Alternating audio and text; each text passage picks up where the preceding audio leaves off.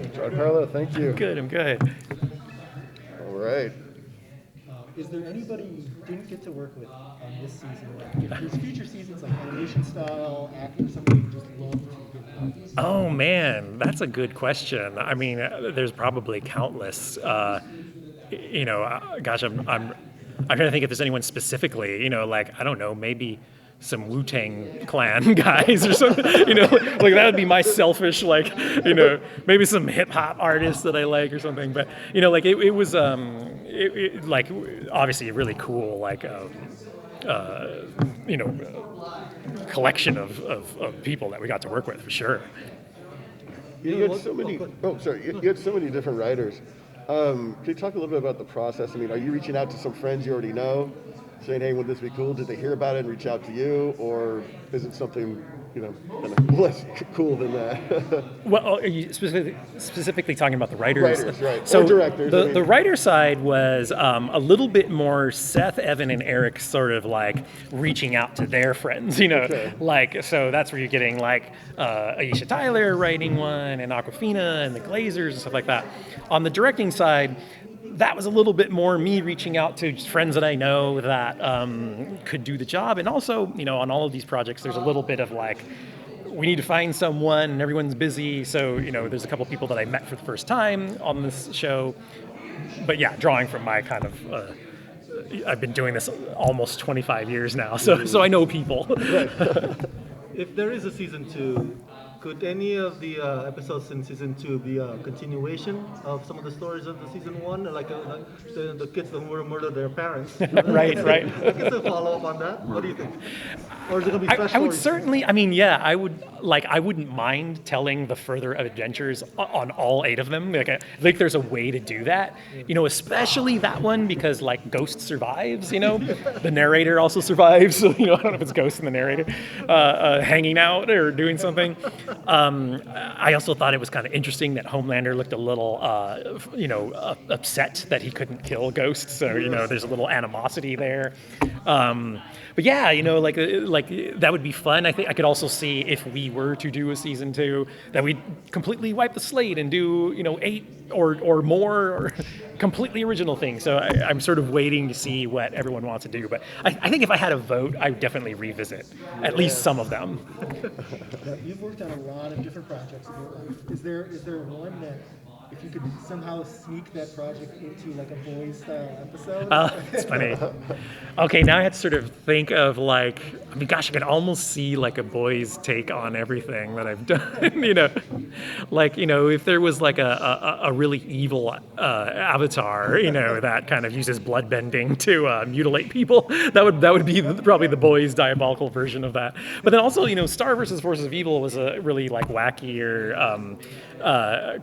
show that I directed for Disney, and I see bits of that in the Ariel Sky BFFs episode. So that sort of reminds me of like a Star episode gone horribly wrong.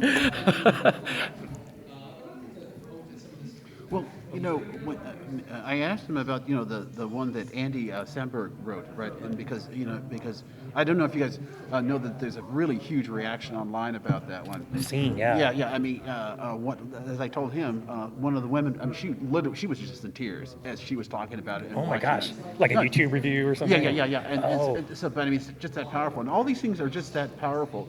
Did you guys realize that? I mean, when you create stuff, you always assume that there's a certain power to it. But did you realize? I mean, that sort of massive effect, because people are just talking about this like crazy. It's a tricky thing. I mean, like if any one of us had that much control over what we do, we would have made all 8 episodes that powerful. I would have done that my entire career, and I'd probably be a lot richer, for it. But it's almost like tweeting in a weird way, where like you tweet one thing and no one likes it or reply it, and then you post one, it just resonates and goes viral and everyone, and I really felt like that one just landed like in a way that we almost couldn't have seen. I mean, it obviously it was crafted to be emotional and a more like special episode, but man, there's something about just the way it was manifested and the way Steve directed it and the way it was voice acted and I get teary-eyed, and like I worked on it. It's one of those things where you're editing the episode, and I'm kind of like, like you get a lump in your throat. So it's just really cool episode.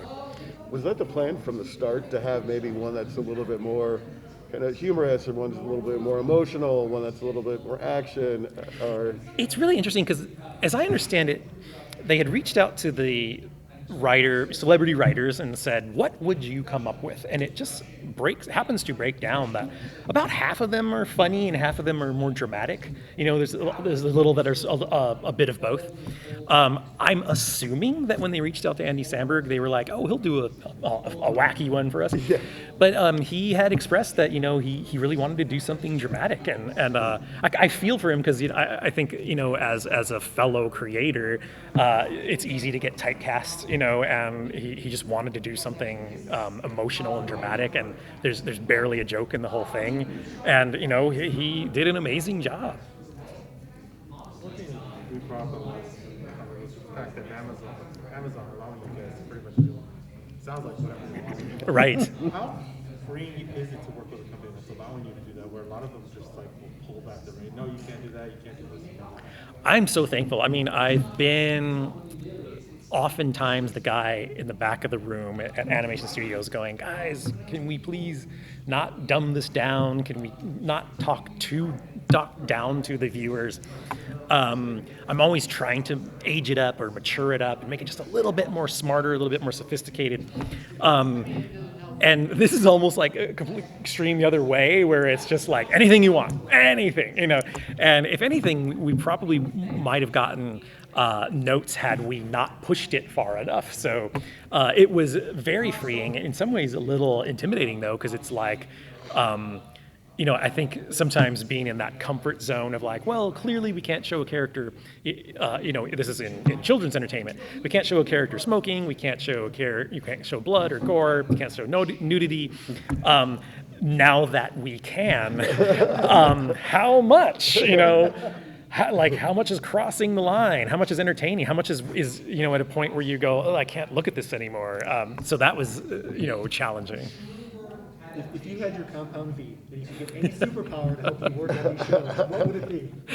To help me work on these shows, oh man! So it would be like almost like a Harry Potter style like stylist that just draws for me, So I could just be sitting there like watching, but no, a little more. No, I didn't even have to direct it, It's just someone else do it. Like I think I actually love to draw, but I think the nature of this business is. It's like get 1,000 drawings done by the end of this week and then be fresh for next week to do that again. So it's like it can get tiring. So I could use a little compound V help there. Thanks, guys. Thank you. Thank you Thanks, so everyone. Much. Appreciate it. Yeah, my pleasure.